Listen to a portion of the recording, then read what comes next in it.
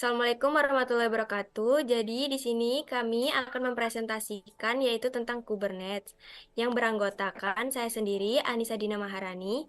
Saya Ananda Famuzna Fauzi. Saya Hanif Diaul Haq. Saya Muhammad Rian Jamil. Saya Muhammad Zahri Kurniawan. Lalu slide selanjutnya di sini saya akan membahas tentang apa sih itu Kubernetes. Jadi Kubernetes itu platform open source yang digunakan untuk mengotomatisasi penyebaran, penskalaan, dan pengelolaan aplikasi dalam bentuk kontainer. Kubernetes ini biasanya sering disebut K8s, yaitu memungkinkan pengelolaan aplikasi berbasis kontainer seperti Docker dalam skala besar dengan efisien dan terkoordinasi. Selanjutnya itu akan dijelaskan oleh teman saya. Baik, di sini saya akan menjelaskan alur kerja dari Kubernetes. Di sini terdapat 3 tahapan, yaitu tahapan pertama yang paling kiri itu ada emoji. Itu tuh representasi dari penggunanya. Di sini pengguna bakalan ngebuat konfigurasi file. Nah, konfigurasi file itu bisa berbentuk YAML ataupun JSON. Di dalam konfigurasi file ini bakalan ada instruksi ataupun pendefinisian dari aplikasi yang ingin dideploy. Jadi di sini pengguna mau ngedeploy 2 jenis aplikasi. Di sini ada aplikasi dengan gambar segitiga dengan jumlah 3 buah dan juga aplikasi lingkaran dengan jumlah 2 buah. Kemudian setelah pengguna mengkonfigurasi filenya, kemudian konfigurasi file itu bakalan disubmit ke Kubernetes masternya. Nah, sebagian proses dari alurnya ini bakalan terjadi di Kubernetes master. Jadi di Kubernetes master ini bakalan langsung dialihin ke Kubernetes workernya atau para node-node-nya ini. Kemudian baru terrealisasi deployment dari konten-kontennya tadi. Baik, selanjutnya akan dijelaskan oleh teman saya. Oke, selanjutnya itu ada arsitektur Kubernetes. Nah, di sini yang pertama tuh ada Kubernetes Master, di mana Kubernetes Master ini tuh bertanggung jawab atas pengolahan struktur cluster Kubernetes. Nah, komponen-komponen utama di master ini tuh ada Kube API Server, di mana API Server ini tuh adalah pintu gerbang utama untuk berinteraksi dengan cluster Kubernetes. Nah, semua perintah dan komunikasi antara pengguna dan sistem Kubernetes ini dilakukan melalui API ini. Karena dia bertanggung jawab untuk memproses permintaan reset API dan berkomunikasi dengan komponen internet lainnya. Nah, selanjutnya itu ada etdc. Nah, ini tuh adalah penyimpanan data kunci atau kunci nilai terdistribusi yang digunakan untuk menyimpan semua informasi konfigurasi cluster Kubernetes. Nah, etdc ini memastikan data tersedia secara konsisten di seluruh cluster. Nah, selanjutnya itu ada Kube Scheduler.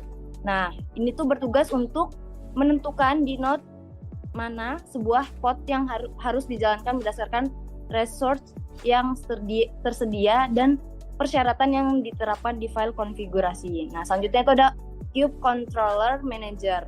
Nah, komponen ini menjalankan berbagai controller yang bertugas untuk mengelola kondisi cluster seperti memastikan jumlah pod yang tepat, terus dia bisa menangani node yang crash dan yang lainnya.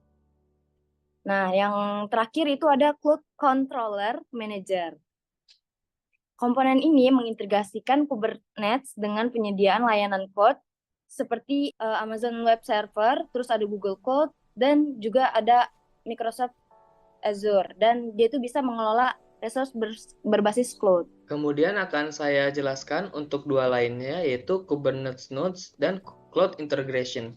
Untuk Kubernetes Node sendiri, itu adalah setiap node dalam cluster Kubernetes berfungsi untuk menjalankan pod yang berisi kontainer aplikasi. Komponen-komponen di node adalah, yaitu pertama ada kubelt. Kubelt adalah agen di setiap node yang berfungsi untuk menerima instruksi dari Kubernetes Master dan memastikan pod dijalankan sesuai dengan permintaan. Ia mengelola kontainer yang berjalan di node tersebut. Kemudian terdapat Kube Proxy. Kube Proxy adalah komponen yang bertugas untuk mengatur jaringan di dalam node, termasuk routing lalu lintas antar pod baik di dalam node maupun antar node di seluruh cluster. Kemudian terdapat Cloud Integration. Kubernetes juga dapat terintegrasi dengan layanan cloud untuk mengelola resource di luar cluster on-premise. Dalam gambar ini, cloud terhubung dengan Cloud Control Manager, memungkinkan Kubernetes mengelola instance cloud seperti VM, disk, dan load balancer. Dengan arsitektur ini, Kubernetes memastikan aplikasi berjalan secara terdistribusi, skalabel, dan terkelola dengan baik di seluruh node dalam cluster. Kemudian untuk demonya dalam Kubernetes sendiri akan didemokan oleh teman saya yaitu Muhammad Zasri.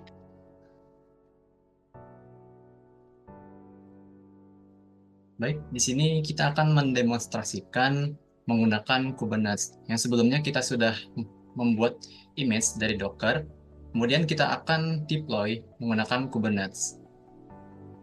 Baik, di sini kita akan mendemonstrasikan dari penggunaan Kubernetes. Jadi yang perlu kita siapkan adalah project kita, di mana di sini kita akan menggunakan project dengan framework Next.js. Jadi kita perlu npm dan node.js.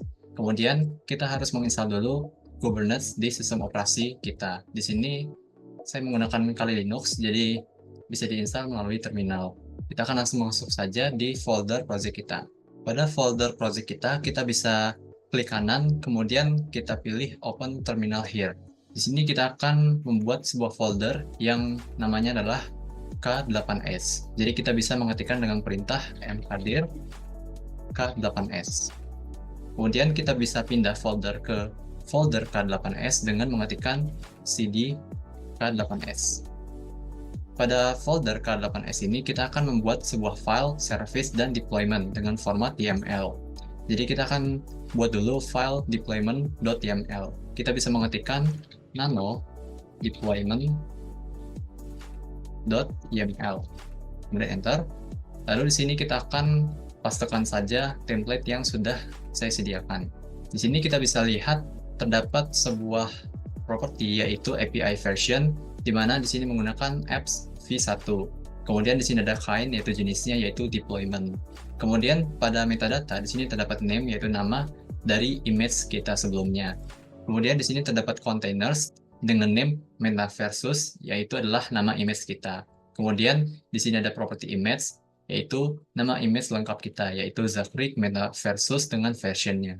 Kemudian di sini terdapat property ports pada containers, yaitu container port yang nilainya adalah 3000. Artinya kita akan mendeploy ini pada port 3000. Kemudian kita bisa save file ini dengan Ctrl X. Kemudian kita pilih Y, kemudian enter. Selanjutnya di sini kita akan buat file service.yml. Di sini kita akan pastekan saja template yang sudah disediakan. Di mana di sini terdapat sebuah property yaitu API version yang dengan nilai v1. Kemudian di sini adalah kind yaitu jenis dari. Kemudian di sini terdapat property metadata dengan name yaitu nama image kita yaitu metaversus. Kemudian di sini untuk spec selector app di sini juga nama dari image kita yaitu metaversus. Kemudian di sini ada ports yaitu 3000. Kita bisa simpan file ini dengan Ctrl X, kemudian yes, kemudian enter. Selanjutnya kita akan pindah ke directory root dari project kita. Kita bisa mengetikkan cd --. Kemudian di sini kita akan apply dari file YAML yang sudah kita buat yaitu service dan deployment. Kita bisa mengetikkan kubectl apply dengan parameter yaitu strip_f, lalu nama dari file yang sudah kita buat. Di sini kita akan apply service terlebih dahulu.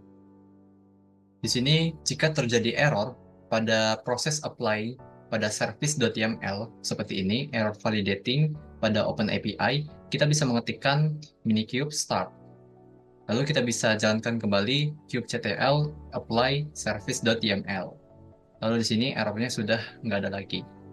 Kemudian kita akan lanjut untuk apply dari file deployment.yml.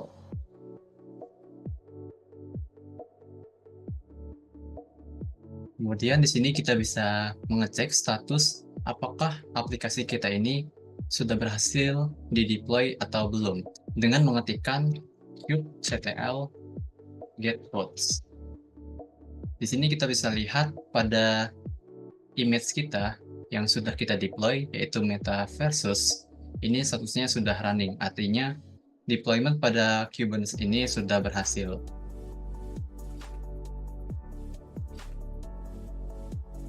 Sekian presentasi dari kelompok kami. Apabila ada salah kata, kami mohon maaf. Kami akhiri. Wassalamualaikum warahmatullahi wabarakatuh.